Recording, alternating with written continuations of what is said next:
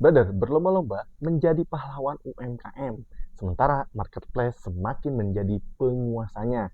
Dalam beberapa tahun terakhir, muncul sebuah fenomena yang sangat menarik. Marketplace semakin diposisikan sebagai pihak yang dibutuhkan dalam pertumbuhan ekonomi, khususnya bagi UMKM. Platform seperti Shopee dan Tokopedia tidak hanya hadir sebagai perantara saksi, tetapi juga membangun narasi bahwa keberadaan mereka adalah solusi utama bagi pelaku usaha kecil untuk berkembang. Narasi ini tidak muncul secara kebetulan. Ia dibentuk melalui kampanye yang konsisten.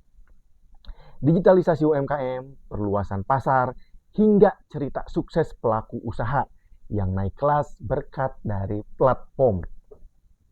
Brother, dalam banyak komunikasi publik, marketplace ditempatkan sebagai jembatan yang menyelamatkan UMKM dari keterbatasan akses pasar. Namun, penting dipahami bahwa narasi tersebut juga membentuk persepsi kebutuhan. Ketika UMKM terus diposisikan sebagai pihak yang membutuhkan platform untuk bertahan dan berkembang, maka secara tidak langsung platform menjadi terlihat semakin esensial. Dengan kata lain, kebutuhan itu tidak hanya dijawab, tetapi juga dibentuk. Padahal, sebelum era marketplace berkembang, UMKM sudah lama menjadi fondasi ekonomi Indonesia. Berdasarkan data Kementerian Koperasi UKM Republik Indonesia tahun 2023, terdapat sekitar 65 juta UMKM yang menyumbang lebih dari 60% produk domestik bruto dan menyerap sekitar 97% tenaga kerja. Data dari Bahan Pusat Statistik juga menunjukkan bahwa struktur ekonomi Indonesia sejak lama bertumpu pada usaha mikro dan kecil. Artinya, UMKM bukan muncul karena marketplace, melainkan marketplace tumbuh di atas ekosistem UMKM yang sudah ada, brother. Teknologi dan konsekuensi selalu ada yang tertinggal. Brother, dalam sejarah ekonomi, setiap gelombang perubahan teknologi hampir selalu membawa dua sisi, percepatan di satu pihak dan keterpinggirkan di pihak lain. Sebagai contoh, pada masa revolusi industri, kemajuan mesin dan produksi massal memang meningkatkan efisiensi secara besar-besaran, brother. Namun, di saat yang sama, banyak buruh kehilangan posisi tawar yang tergantikan oleh mesin dan harus bekerja dalam kondisi yang lebih berat dengan upah yang rendah. Teknologi tidak hanya menciptakan kemajuan, tetapi juga mengubah struktur kekuatan ekonomi. Pola yang serupa dapat dilihat dalam era digital saat ini. Marketplace dan teknologi e-commerce memberikan akses yang lebih luas, tetapi juga menciptakan bentuk kompetisi baru yang lebih ketat. Pelaku usaha yang memiliki modal, efisiensi, dan kemampuan adaptasi digital akan melaju lebih cepat, sementara yang tidak siap beresiko tertinggal. Nah, brother, dalam konteks ini, UMKM ini terlihat dari pergeseran dari pasar lokal ke pasar terbuka, dari persaingan terbatas ke persaingan masif, dari hubungan langsung ke sistem berbasis algoritma. Tidak semua pelaku UMKM mampu beradaptasi dengan kecepatan perubahan tersebut. Kompetisi yang tidak selalu seimbang.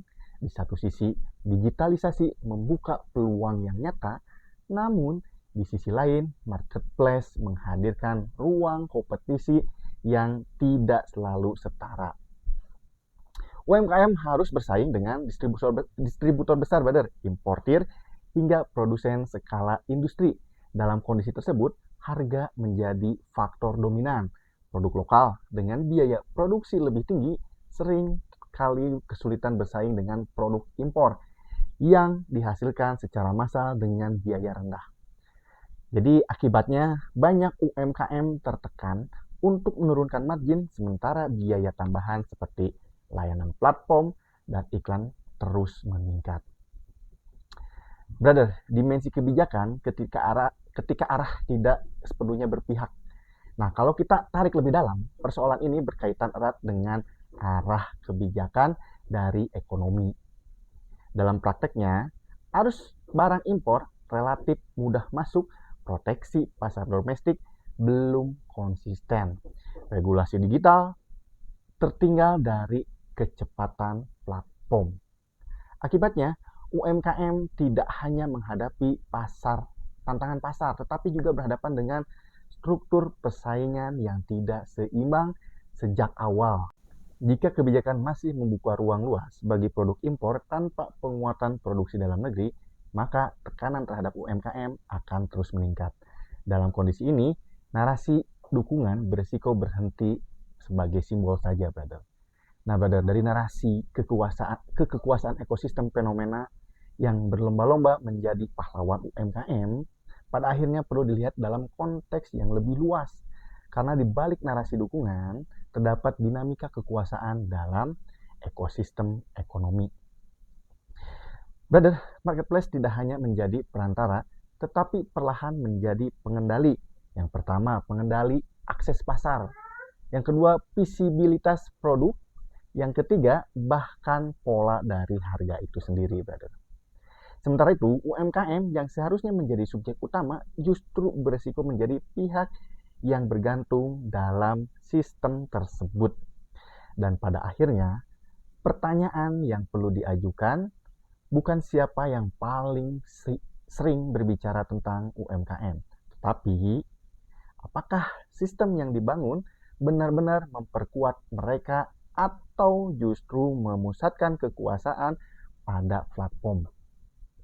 Brother, mendukung UMKM bukan soal seberapa sering dibicarakan, tapi soal bagaimana kebijakan benar-benar berpihak, bukan justru memberi ruang lebih besar bagi yang melemahkannya.